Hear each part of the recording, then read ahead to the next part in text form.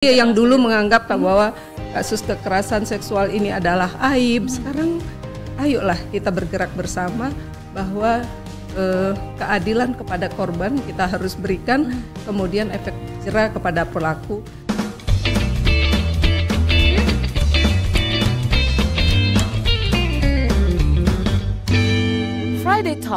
Friday Talk.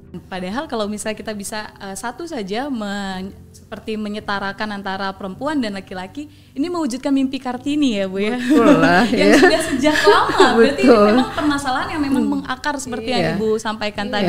Nah, ini sebenarnya Undang-Undang Dasar sudah mengamanatkan juga kan antara laki dan perempuan itu harus setara gitu. Apa daya di lapangan kita tidak bisa menemukan hal-hal seperti itu. Masih menjadi PR mungkin bisa dibilang. Ya karena budaya patriarki. Nah inilah pendekatan yang kita lakukan tidak hanya dari pemerintah, baik pemerintah pusat saja, bagaimana komitmen pemerintah daerah, gubernur, bupati, tokoh agama, tokoh adat, tokoh masyarakat ini akan menjadi penting ya untuk kita mengikis budaya-budaya yang tidak relevan di era kekinian. Karena kita tahu budaya itu kan tidak statis, budaya itu dinamis yang bisa bergerak dengan perkembangan zaman.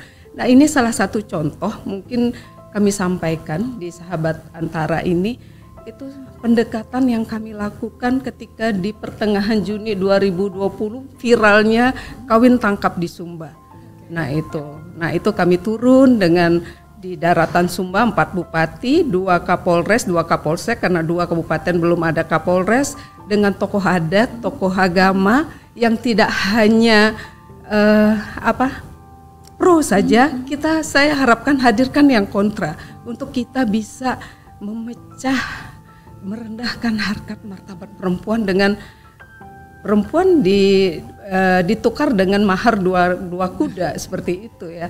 Tapi itu luar biasa hasilnya sampai sekarang. Nah, ini menarik karena Indonesia sebenarnya kan beragam Bu ya. Sangat itu baru beragam. satu contoh Satu yang contoh. Tunjukkan. Kemarin yang viral juga kan. Sekarang kita lagi pendekatan di Wajo. Yang anak usia 15 sama 14 tahun, pernikahannya luar biasa akbarnya, itu dianggap hal biasa. Padahal kan regulasi undang-undang sudah ada mengatur terkait dengan perkawinan anak.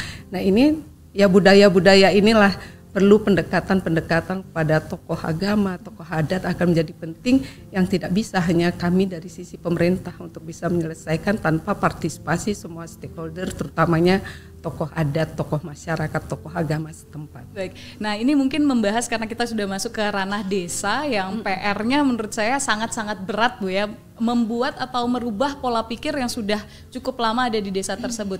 Akhirnya muncul desa ramah perempuan dan peduli anak. Ya, salah satu strategi yang kita coba untuk membuat model, karena kita pemerintahan pusat, kalau kita mengacu pada undang-undang pemerintah daerah, pusat itu kan tidak bisa intervensi sampai di tingkat desa. Kita bisa koordinasinya sampai tingkat provinsi.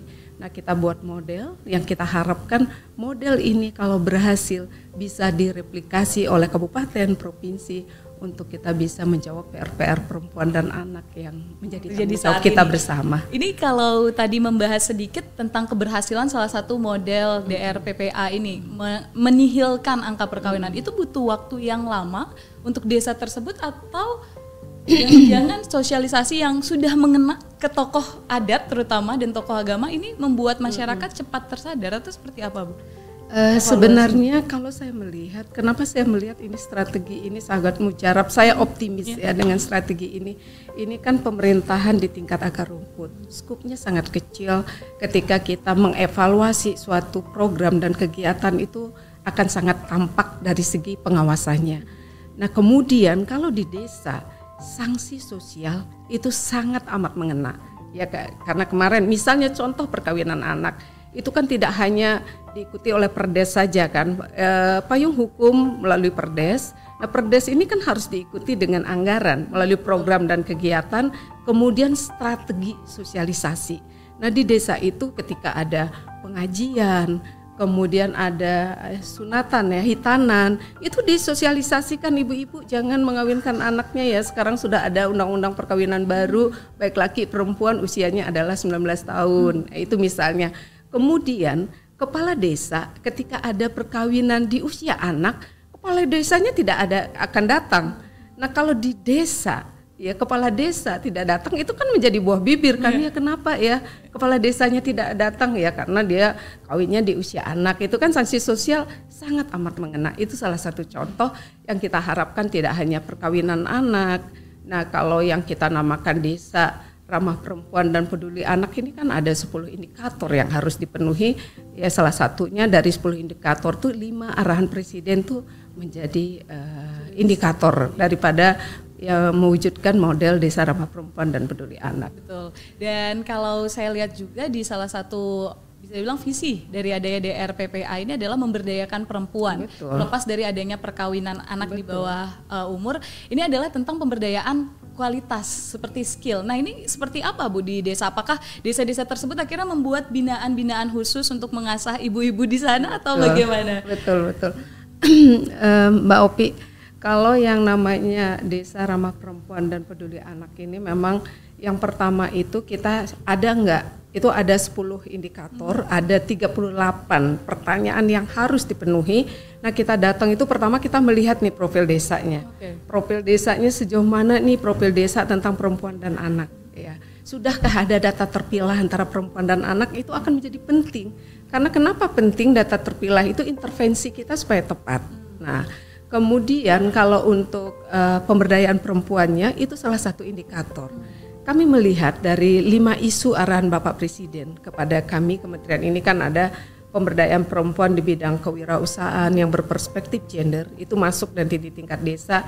Kemudian peran ibu dan keluarga dalam pengasuhan, penurunan angka kekerasan terhadap perempuan dan anak, penurunan pekerja anak dan pencegahan perkawinan anak, selain partisipasi perempuan dan anak di desa tersebut.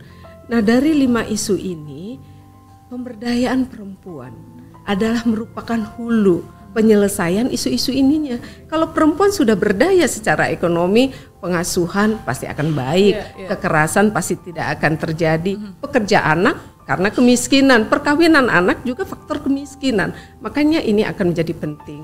Nah, terkait dengan pemberdayaan perempuan di bidang kewirausahaan ini, itulah salah satunya kami kerjasama dengan PT PNM, pendampingan perempuan prasejahtera. Nah untuk pemberdayaan perempuan di bidang kewirausahaan ini, memang kalau kami di Kementerian Pemberdayaan Perempuan dan Perlindungan Anak ini, kita fokuskan kepada perempuan prasejahtera, perempuan kepala keluarga, dan perempuan penyintas. Apakah dia penyintas bencana maupun penyintas kekerasan seksual. Tapi kalau di tingkat desa, nah ini yang menjadi concern kami ini adalah perempuan-perempuan kepala keluarga yang tidak punya suami, dia menjadi tulang punggung daripada keluarga. Nah inilah yang kami dampingi. Nah kalau kami di kementerian ini kan bukan kementerian teknis ya, bukan kementerian eksekusi yang bisa langsung memberikan pelatihan dan sebagainya. Inilah sinergi jejaring yang kami bangun. Misalnya pendampingan bisa dilakukan oleh PT PNM. Kemudian baru kemarin juga kami kerjasama dengan BLUPIP ya.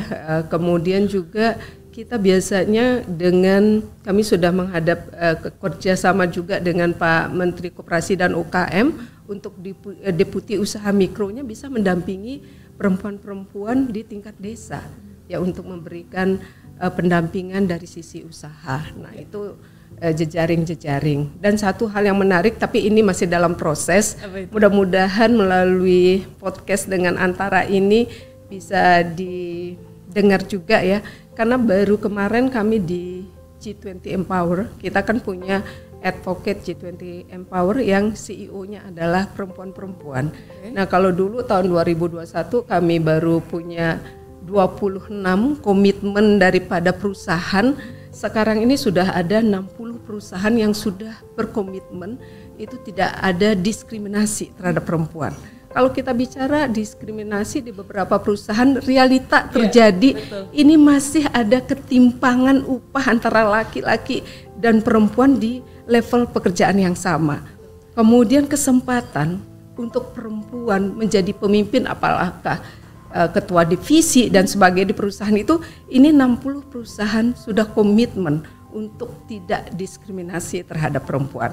Nah dari 60 perusahaan ini memang sekarang ini kami lagi petakan perusahaan ini ada di mana ya, yang nantinya bisa menjadi bapak ibu angkat untuk desa ramah perempuan dan peduli anak ini. Semakin banyak kita ajak bersinergi, harapan kita semakin cepat kita bisa menghasilkan namanya model yang nantinya bisa direplikasi. Kalau hanya mengandalkan kami Kemen PPA, kita nyerah, itu akan sulit, panjang untuk bisa mewujudkan, makanya perlu sinergi dan kolaborasi gitu. Karena saya setuju Bu, permasalahan-permasalahan seperti ini itu bukan permasalahan yang harus diselesaikan oleh satu pihak atau dari kementerian, tapi memang menjadi gotong royong dan juga PR semua orang. Mengatasi permasalahan diskriminasi, akhirnya menyadarkan 60 perusahaan itu mungkin awal ya Bu ya. Dan nanti kedepannya mungkin akan ada perusahaan-perusahaan lainnya. Nah, itu tidak diskriminasi aja ya. Mudah-mudahan mau juga membantu menjadi bapak ibu angkat daripada desa ramah perempuan. Mudah-mudahan didengar ya melalui podcast ini ya, disupport. Tentunya harapan untuk desa ramah perempuan dan peduli anak, kami ingin mengajak semua stakeholder yang ada ya untuk sinergi, kemudian kerja nyatanya untuk mewujudkan yang namanya desa ramah perempuan dan peduli anak, seperti apa yang saya sampaikan di awal untuk pencapaian 10 indikator untuk kita bisa menjadikan model yang nantinya dari model-model ini harapannya adalah tentu direplikasi baik oleh kabupaten, kota maupun provinsi setempat.